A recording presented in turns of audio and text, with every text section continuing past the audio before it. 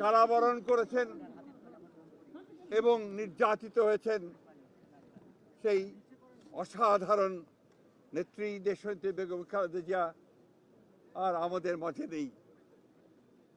আপনারা সবাই জানেন যে এই নেত্রী দীর্ঘদিন তার রাজনৈতিক জীবনের প্রায় সমস্ত অংশটাই তিনি গণতন্ত্রের জন্য সংগ্রাম করেছেন এবং গণতন্ত্রের মূল্যবোধগুলোকে প্রতিষ্ঠা করবার জন্য তিনি আজীবন কাজ করে গেছেন। 3 বার প্রধানমন্ত্রী হয়েছেন। যখন প্রধানমন্ত্রী হয়েছেন তখন গণতন্ত্রকে প্রাতিষ্ঠানিক রূপ দেওয়ার জন্য তিনি কাজ করেছেন, জনগণের উন্নয়নের জন্য কাজ করেছেন। আর যখন বিরোধী দল ছিলেন তখন তিনি একইভাবে সেই গণতন্ত্রকেই প্রাতিষ্ঠানিক রূপ দেওয়ার চেষ্টা করেছেন। প্রিয় সাংবাদিক বন্ধুগণ, আজকে সেই নেত্রীর ইন্তেকালে বাংলাদেশের রাজনৈতিক ইতিহাসে এক অপূরণীয় ক্ষতি সাধিত হল এবং এই ক্ষতি পূরণ সহজে সম্ভব নয়। আজকে এমন একটা সময়ে তিনি চলে গেলেন যখন তাকে সবচেয়ে বেশি প্রয়োজন ছিল, যখন গণতন্ত্রের উত্তরণের জন্য আমরা একটা নির্বাচনের দিকে জাতি যাচ্ছে, যখন সমস্ত জাতি তৈরি হয়েছে নির্বাচন করে একটা গণতান্ত্রিক ব্যবস্থাকে প্রতিষ্ঠিত করবে, সেই সময় তিনি আমাদেরকে ছেড়ে চলে গেলেন।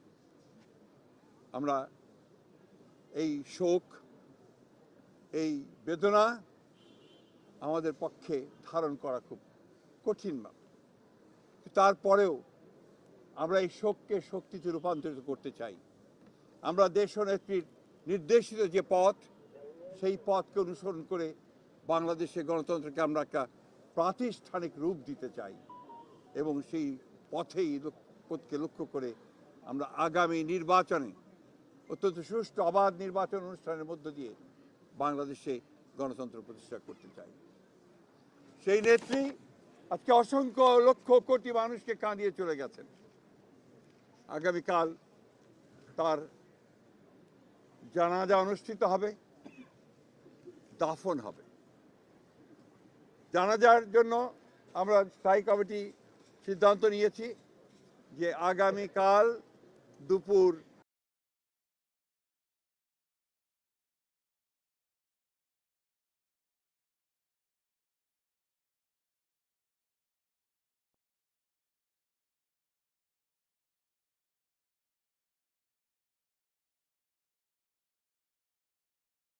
সেই লক্ষ্য করে আমরা ভবনের দক্ষিণ প্লাজায় যে মাঠ এবং বাণিজ্য অ্যাভিনিউ, এই পুরো অংশ জুড়ে আমাদের নেত্রীর জানাজা অনুষ্ঠিত হবে।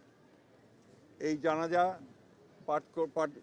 পড়াবেন আমাদের জাতীয় মসজিদের খতিব অর্থাৎ বাইতুল মোকাররমের খতিব।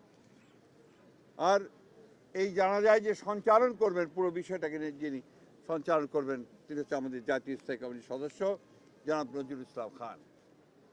এরপরে আমাদের স্বাধীনতার ঘোষক, বহুদলীয় গণতন্ত্রের প্রবর্তক, বাংলাদেশের আরেক কিংবদন্তির নেতা, যাকে রাখাল রাজা বলে এই দেশের মানুষ, তার মাজারে, তারই পাশে আমাদের এই মহান নেত্রীকে সমাধিস্থ করা হবে, দাফন করা হবে।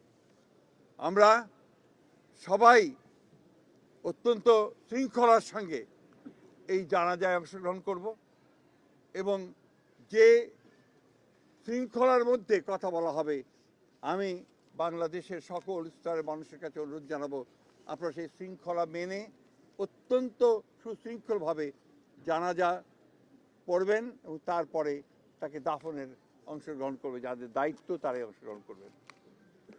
অনুরোধ থাকবে আপনাদের কাছে যে আপনারা কেউ এই নিয়ম ভঙ্গ করে শুধুমাত্র ছবি তোলার জন্য সামনের দিকে এগিয়ে যাবেন না এবং ব্যাহত করবেন না এই পুরো কর্মসূচিকে। আপনাদের আমরা বিশ্বাস করি দেশনেত্রীর প্রতি আপনাদের যে সম্মান, যে শ্রদ্ধা, সেটাকে অটুট রাখার জন্য আপনারা সেই শৃঙ্খলা রক্ষা করবেন এবং সর্বাত্মকভাবে সহযোগিতা করবেন এই জানাজা এবং দাফন কার্যের সুচারুরূপে সমাধা করতে। সব শেষে আবারও পরম করুণাময় আল্লাহ তাআলার কাছে এই দোয়া চাই যে আল্লাহ তাআলা তাকে যেন বেহেশত নসিব করেন। আমাদের ভারপ্রাপ্ত চেয়ারম্যান জনাব তারেক রহমান, তার জ্যেষ্ঠ পুত্র তাকে যেন তিনি সেই শক্তি দেন যে এই যে দায়িত্ব পালন করবার শক্তি যেন তাকে দেন এবং তার পরিবারকে সেই শক্তি দেন এই শোককে সহ্য করবার জন্য। আসুন আমরা আজকে সবাই এই শোককে শক্তিতে রূপান্তরিত করে বাংলাদেশ জাতীয়তাবাদী দলকে একটা অপ্রতিরোধ দল হিসেবে গড়ে তুলি, বাংলাদেশকে সত্যিকার অর্থেই একটা গণতান্ত্রিক রাষ্ট্র হিসেবে আমরা প্রতিষ্ঠিত করি। সবশেষে আবারও আপনাদেরকে ধন্যবাদ জানিয়ে আপনাদের সকলের সহযোগিতার জন্য বিশেষ করে এবং আপনারা জানেন যে ইতিমধ্যেই সরকারের তরফ থেকে 3 দিন শোক দিবস ঘোষণা করা হয়েছে, আগামীকাল ছুটি ঘোষণা করা হয়েছে এবং আপনারা ইতিমধ্যে জানেন যে প্রধান উপদেষ্টা তিনি বাণী দিয়ে কথা বলেছেন, আপনাদের সামনে জাতির সামনে কথা বলেছেন এবং সেজন্য আমরা সর্বাত্মক সহযোগিতার জন্য আমরা সরকারকে ধন্যবাদ জানাচ্ছি। সেই সঙ্গে দলের পক্ষ থেকে আপনারা জানেন যে 7 দিনের শোক ঘোষণা করা হয়েছে। এই 7 দিন আমাদের কালো পতাকা আমরা ধারণ করব, কালো ব্যাজ ধারণ করব, কালো পতাকা উঠবে প্রত্যেকটি কার্যালয়ের, আমাদের দলীয় কার্যালয়ে এবং প্রত্যেক কার্যালয়ে দোয়া পড়া হবে, কোরআন তেলাওয়াত হবে। এই বিষয়গুলো আপনারা সবাই পালন করবেন। আমরা আবারও সকলকে সহযোগিতা করার আহ্বান জানিয়ে আমরা আজকে শেষ করছি। আসসালামু আলাইকুম।